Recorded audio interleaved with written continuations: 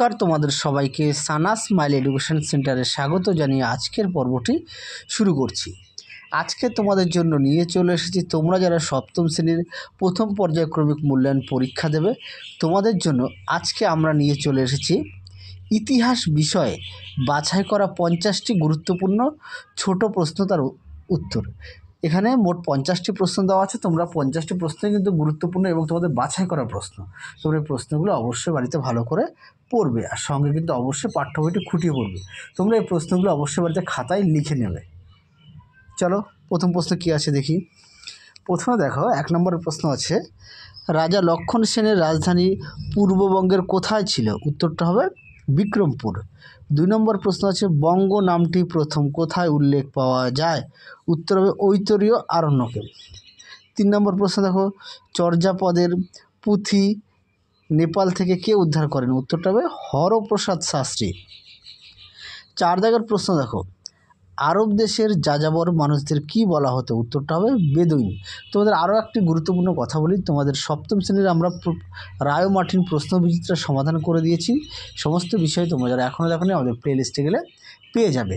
এছাড়াও তোমাদের আমরা ইতিহাস, ভূগোল, পরিবেশের সাজেশান দেওয়া আছে উত্তর সহকারে। তোমরা যেগুলো এখনও দেখোনি আমাদের প্লে লিস্টে গেলে পেয়ে যাবে। চলো পরবর্তী প্রশ্ন দেখো। 5 দাগের কী আছে, চোল রাজ্যের প্রতিষ্ঠাতা কে ছিলেন? উত্তরটা হবে বিজয়ালয়।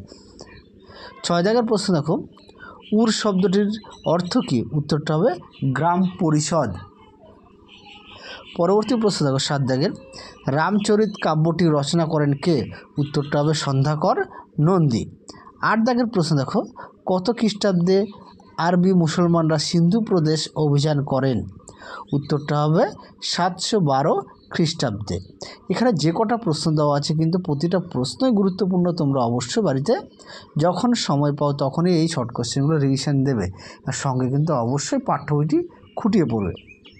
চলো 9 দাগের প্রশ্ন দেখো, প্রথম খলিফার নাম কি? উত্তরটা হবে আবু বকর। 10 দাগের প্রশ্ন দেখো, ইসলাম ধর্মের পবিত্র ধর্মগ্রন্থের নাম কি? এর উত্তর হবে কোরআন।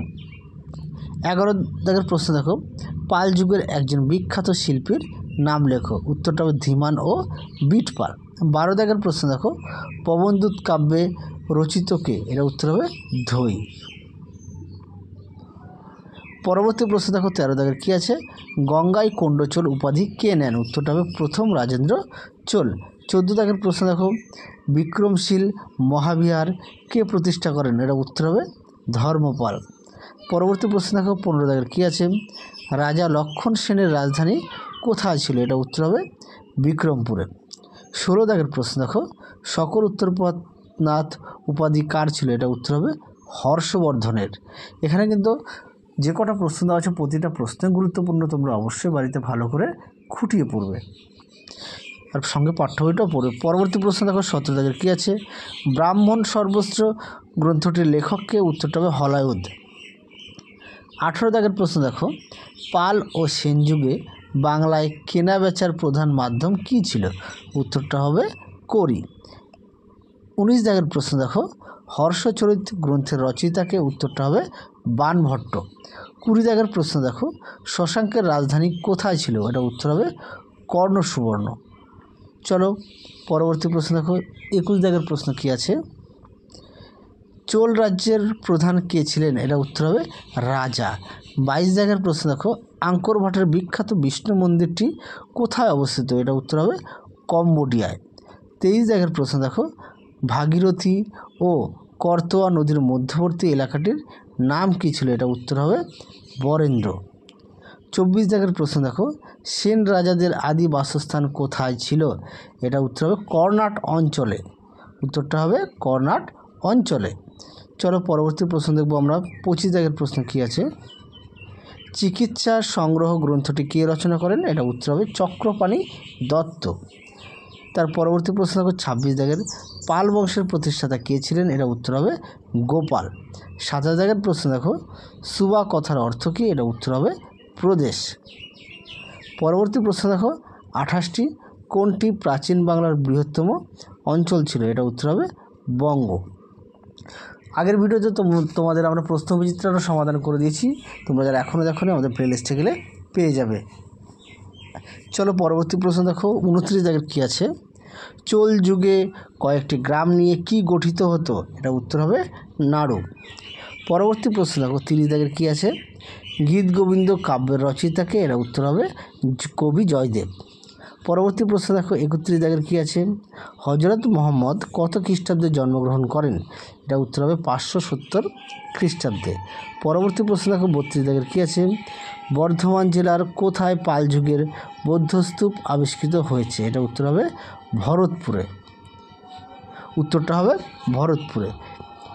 চলো পরবর্তী প্রশ্ন দেখো কী আছে, 33 দাগের কৈবত্য বিদ্রোহের একজন নেতার নাম কি, এটা উত্তর হবে ভীম। 34 দাগের প্রশ্ন দেখো, কিতাব অল হিন্দ গ্রন্থের লেখককে, এটা উত্তর হবে অল বিরুনি।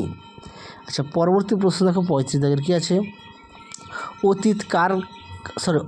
অতীশ দীপঙ্কর কার কাছে দীক্ষা নেন, প্রশ্নটা একটু ভুল আছে টাইপিং, ঠিক আছে আরও একবার বলছি, 35 দাগের অতীশ দীপঙ্কর কার কাছে দীক্ষা নেন, এটা উত্তর হবে শিলরক্ষিতের কাছে। পরবর্তী প্রশ্ন দেখো, দানসাগর ও অদ্ভুত সাগর কার লেখা, এটা উত্তর হবে বল্লাল সেনের। চলো এবার আমরা দেখব 37 দাগের প্রশ্ন কী আছে, বড়বুদুর কোথায় অবস্থিত, এটা উত্তর হবে ইন্দোনেশিয়ায়। পরবর্তী প্রশ্ন দেখো 38 দাগের কী আছে, পঞ্চরত্ন কি, এটা উত্তর হবে, দেখে নাও উত্তরটা দেখো, লক্ষণ সেনের রাজসভার 5 জন কবিকে বলা হতো পঞ্চরত্ন। 39 দাগের প্রশ্ন দেখো, বিক্রমশীল মহাবিহার কে প্রতিষ্ঠা করেন, এটা উত্তর হবে ধর্মপাল। 40 দাগের প্রশ্ন দেখো, নির্বাণ শব্দের অর্থ কী, নির্বাণ শব্দের অর্থ হচ্ছে মুক্তি। চলো পরবর্তী প্রশ্ন দেখো, এবারে দেখো 41 দাগের প্রশ্ন, দক্ষিণ ভারতে বণিকদের কী বলা হতো, এটা উত্তর হবে চেট্টি।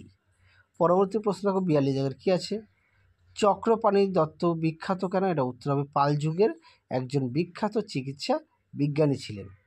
পরবর্তী প্রশ্ন দেখো 43 দাগের, চর্যাপদ কি, উত্তরটা দেখো, খ্রিস্টীয় 8ম থেকে দ্বাদশ শতকের মধ্যে বৌদ্ধ সিদ্ধাচার্যরা যে কবিতা ও গান রচনা করেছিলেন সেগুলিকে চর্যাপদ বলা হয়। পরবর্তী প্রশ্ন দেখো 44 দাগের, আইনি আকবরী গ্রন্থের রচয়িতাকে, এটা উত্তর হবে আবুল ফজল। পরবর্তী প্রশ্ন দেখো 45 দাগের, শান্তিদুর্গ কে ছিলেন, এটা উত্তর হবে রাষ্ট্রকূট বংশের রাজা। পরবর্তী প্রশ্ন দেখো 46 দাগের, লক্ষণ সেনের রাজধানী কোথায় ছিল, এটা উত্তর হবে বিক্রমপুরে। তার পরবর্তী প্রশ্ন দেখো 47 দাগের কী আছে, কত খ্রিস্টাব্দে মোহাম্মদ ও তার অনুগামীরা মক্কা থেকে মদিনা শহরে চলে যান, এটা উত্তর হবে 622 খ্রিস্টাব্দে। পরবর্তী প্রশ্ন দেখো 48 দাগের, মোহাম্মদ ঘুরি কত খ্রিস্টাব্দে মারা যান, এটা উত্তর হবে 1206 খ্রিস্টাব্দে। পরবর্তী প্রশ্ন দেখো 49 দাগের, সুলতান মাহমুদের রাজধানী কোথায় ছিল, এটা উত্তর হবে গজনি। পরবর্তী প্রশ্ন দেখো 50 দাগের প্রশ্ন দেখো, তবাকাত ই নাসরি গ্রন্থের রচয়িতাকে, উত্তর হবে মিনহাজ ই সিরাজ। তাহলে তোমাদের এই 50টা আমরা প্রশ্ন সমাধান করে দিয়েছি, তোমরা অবশ্যই এই প্রশ্নগুলো বাড়িতে খাতায় লিখে পড়বে। তাহলে আজকের মতো এখানেই সমাপ্ত করছি তাহলে আজকের মতো এখানেই সমাপ্ত করছি, আবার দেখা হবে খুব শীঘ্রই তোমাদের পরবর্তী ভিডিওতে। তোমরা এবার সুস্থ থেকে ভালো থাকো, টাটা।